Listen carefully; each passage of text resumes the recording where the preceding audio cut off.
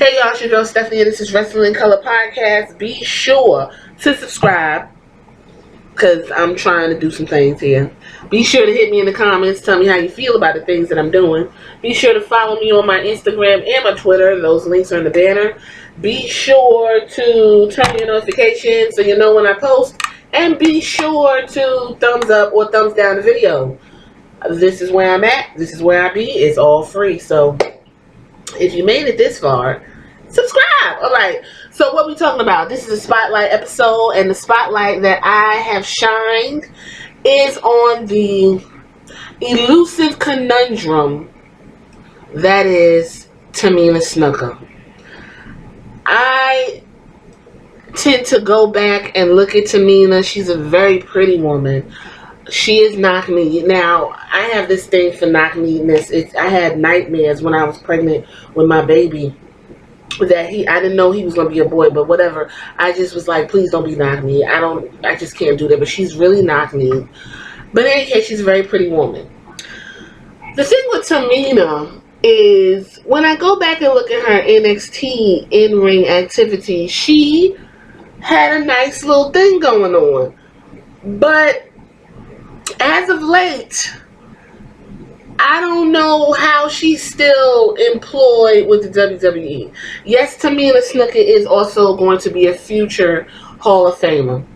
We don't even need to argue about that. She is going to be a Hall of Famer. Everyone that I spotlight is going to be a Hall of Famer eventually, whether, even in the WWE specifically. I don't know if AEW is going to have a Hall of Fame, situation. So, Tamina Snuka, real name Sharona Moana Marie Reiner Snuka Palamalu, is an American professional wrestler and actress. Didn't know that. Signed to the WWE, performing on SmackDown, and she's performed under Raw with her sidekick Nia Jax. Real quick tidbit, folks. She is not related to any of the Anoa'i or the Fatu family, okay? Just wanted to throw that out there.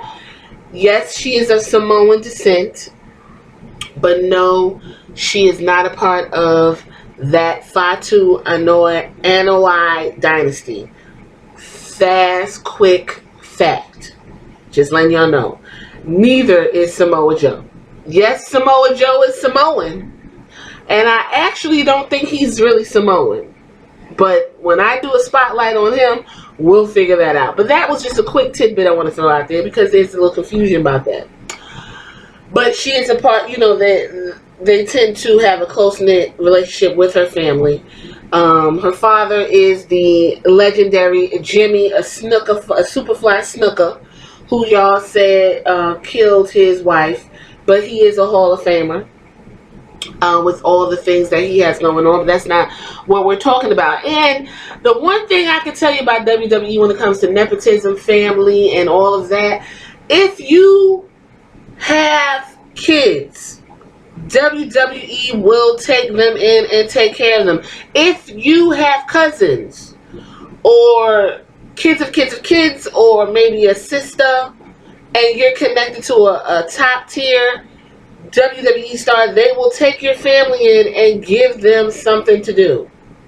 No matter the caliber of talent that is present in that particular person. I've noticed it. We're getting our very first 4th generation wrestler in The Rock's daughter. I don't know her name. And Tamina Snuka is the 2nd generation. The Rock himself is 3rd. Fatu, Jimmy and Jay, I want to say that they are 2nd generation. They had their brother, their uncle was in it. And listen, it's a lot of connection going on. Roman Reigns, cousins with The Rock, and okay, they cousins. So no, in any case, no, she is not a part of the Anoa'i Fatu family circle. Boom. She started her career in 2019. She was Lisa Lavada Scholarship, and she trained at the Wild Samoan Training Center in Minola, Florida. She was a part of various alliances in 2010 to 2011. She went in 2010.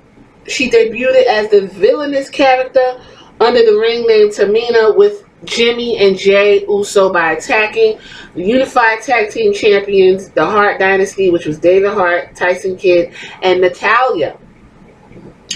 Okay, Tamina and the Usos introduced themselves and stated that the Hart Dynasty were in the wrong place at the wrong time before beating up the trio. So that was her first faction.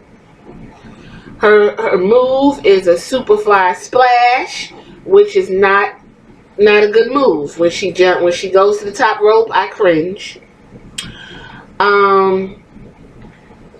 Let's see what else we got here. Yes, I am trying to read up on her. She is a part of Team Bad, which is Bad and Beautiful and Dangerous. That was Sasha Banks, Naomi, and Tamina.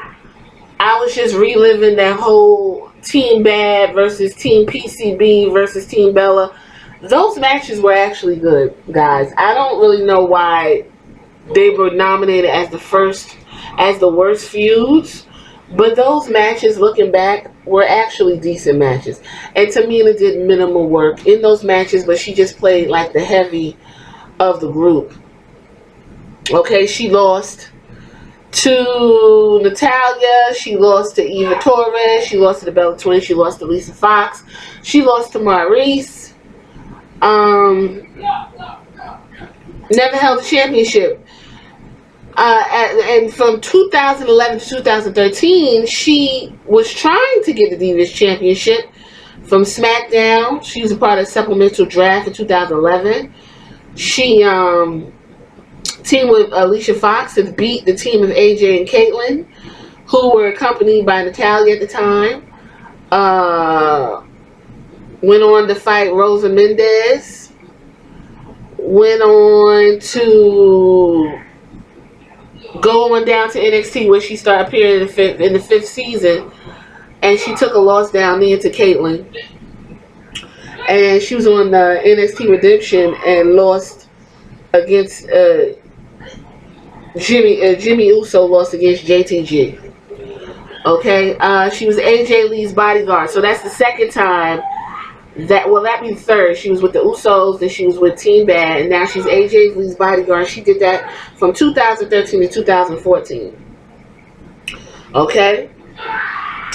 She was in Elimination Chamber, and Snuka accidentally super kicked AJ in her title match, eventually causing a disqualification, and Cameron almost won the match because of an interaction with the Funkadactyls that prior week. Already mentioned Team Bad. SmackDown from 2017-2018, she and Natalya beat Alexa Bliss and Carmella. She made her television debut, return April 11th on SmackDown. After she had some surgery, they had a superstar shakeup. She came back as a heel. Okay, she was in a 6-woman tag team match at Backlash. She competed in the inaugural Money in the Bank ladder match, which we already know Carmella ended up winning. And she entered number 7 during the Women's Royal Rumble match, and she was eliminated by Lita.